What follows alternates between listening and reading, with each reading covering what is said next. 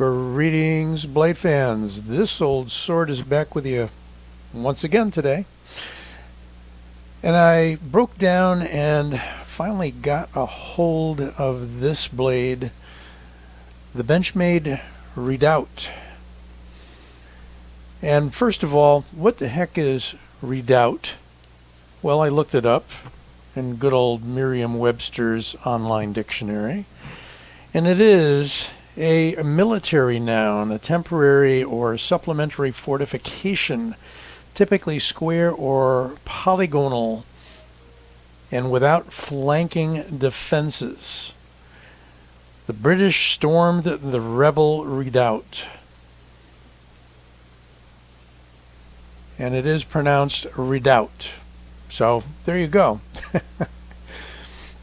Now what Benchmade says about this blade is it was designed as sort of a all-around knife for survival, defense, everyday carry, EDC.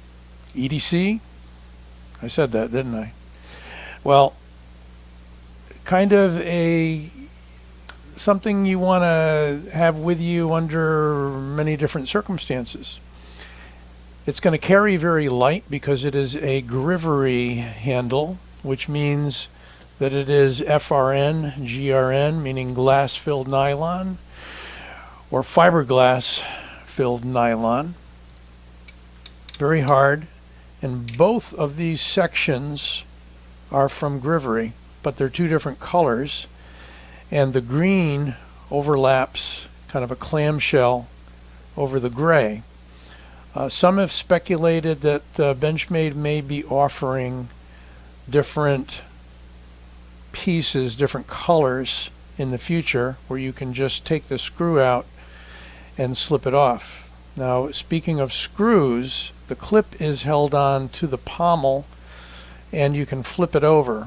So you remove that one screw through that access hole, slide this out, and flip it over to the other side. You also have a nice lanyard slot, kind of elongated hole, and this is the famous Benchmade axis lock. Very smooth, very, very smooth.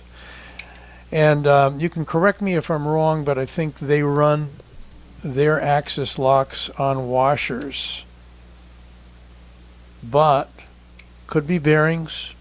I know I recently did a review on a Williamson knife, his 07. He corrected me and said, no, it's not on washers, it's on bearings. So maybe this is on bearings. I don't know. Did not disassemble it yet. May or may not do that. And we can take a look inside.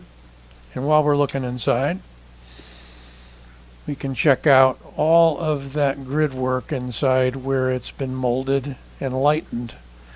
And at the same time, those little ridges inside, that little bridge work helps to strengthen the handle. Now, a lot of folks are taking exception to the fact that some of the more recent Benchmade offerings are in quote-unquote plastic handles.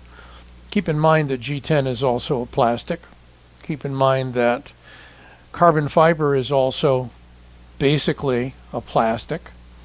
This, however, is a very light and hollow sounding plastic.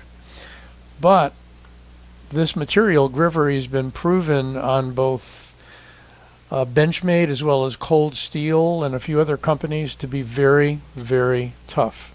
It just feels like Mattel. I tested the thumb studs. They're non-magnetic. Somebody speculated they could be titanium.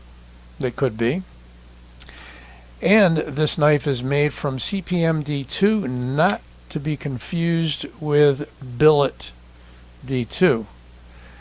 And I enjoyed the review by Metal Complex and picked up some of this information from him as well. So thanks very much for an excellent review on this same knife. We're going to do some measurements and then we're going to do some compares. I like the knife, first of all. Very ergonomic. These little molded in textured, forget what you'd call it, I don't know, little nibs that come up and form a texture there.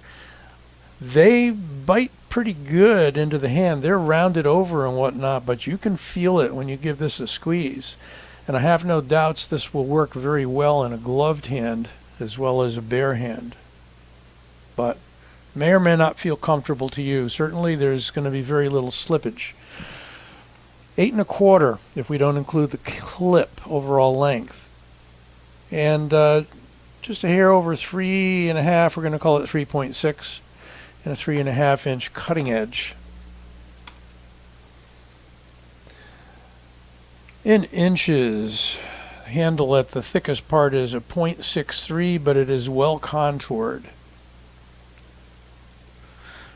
And it is a, there we go, 0.12 inches blade stock, which translates to 3 millimeters. Finally, the weight, which should be interesting because it definitely is a light knife. And that's the advantage in going with a Grivory. So we've got only 3.7, we'll call it, ounces. Sufficiently light. Nice action. Flip it out, roll it out. There's no resistance. There is no lash in the closed position. There is jimping on the inner frame. And there is jimping none on the blade. So you're going to get some traction up there in this metal insert. Now the metal insert seems to encompass mainly the pivot area and the lock area, which you would need, but does not seem to extend down into the rest of the handle. So we're going to say that what we've got here is strictly a Grivory, solid Grivory handle. That you can see the seam, it does mate together. There it is. It does mate together with that gray portion, but then the green clamshells over it, perhaps to prevent separation, and definitely gives you, with this texture, that extra grip. I mean, this thing's not going to slip out of my hand. I don't get any feeling that under any conditions that's going to slip. And look, we've got some molded in jimping here too. These are fairly sharp. I hate to say sharp. I mean, it's molded so they can make it any way they want, but it's got traction. You're not going to slip on that. Now here's an example of another handle out of a material called CF Elite. That's a carbon fiber and probably Grivory mixture. This is the Presidio 2, a knife I really do like a lot. And they've done something similar, except with the Presidio 2 we have a metal inner frame, and you can see that those liners are exposed right up to the top. Whether or not it'll be stronger in the long run, I don't know, but here it is for comparison for size. It's a larger knife than the Redoubt, by about an inch. No, let's see. I'm going to look directly overhead. About 1/2 to 3/4 of an inch overall. Longer, and a slightly longer blade. That's again the Presidio 2. Going to pop that back in the box. And by the way, this is black class knife, the Redoubt, and they all come with the little goodies in the box here. The typical nylon silk kind of pouch with the drawstrings, and your typical Benchmade box. That's for the Presidio, but the box for the Redoubt is the same. How about the one that you would likely want to compare this to, the Griptilian. It's kind of like a new age Griptilian, I would think. It's a little bigger than the Griptilian. Has a deep carry clip. Of course, this is the original Griptilian. The new ones may come with a deep carry clip, I'm not sure, or not. I left the original on this, and obviously this is the partially serrated version, which is useful, if not pretty. So there is a Cerakote on this, is what I'm reading. Again, the action is excellent.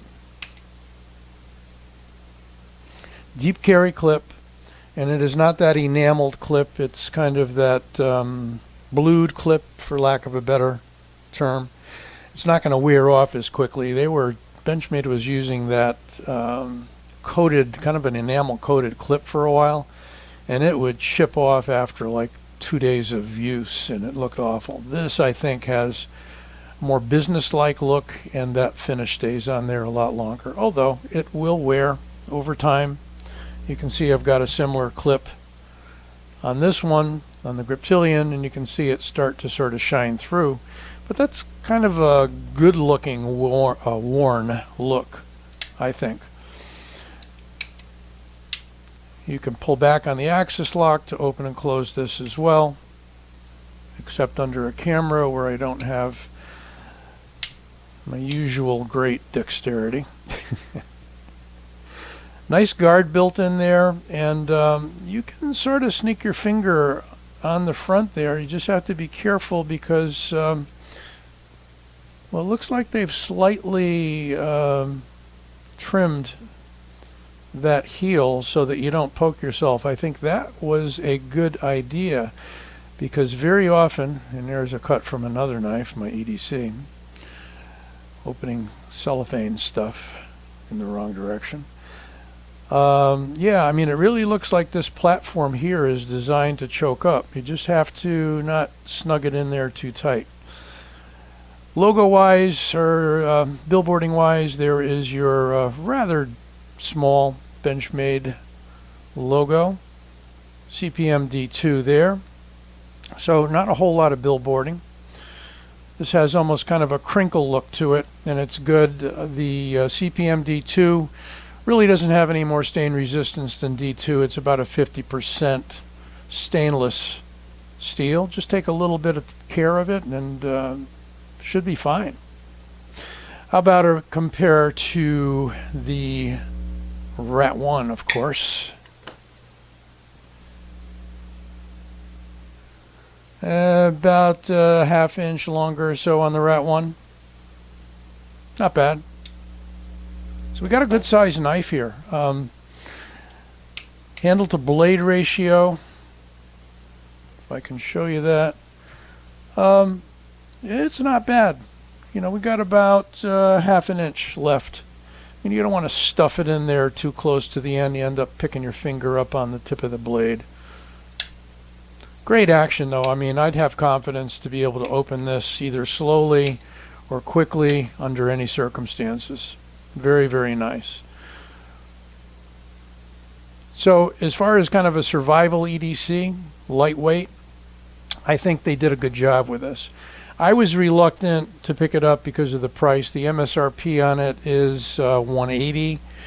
I was fortunate enough at a local gun store here to pick it up for $130, which is sort of pushed me over the edge as far as getting one. I originally wasn't going to get one, but I did. And here it is. And I hope you enjoyed the review. Don't forget to give it a like and subscribe. We'll be back with more very soon. Take care.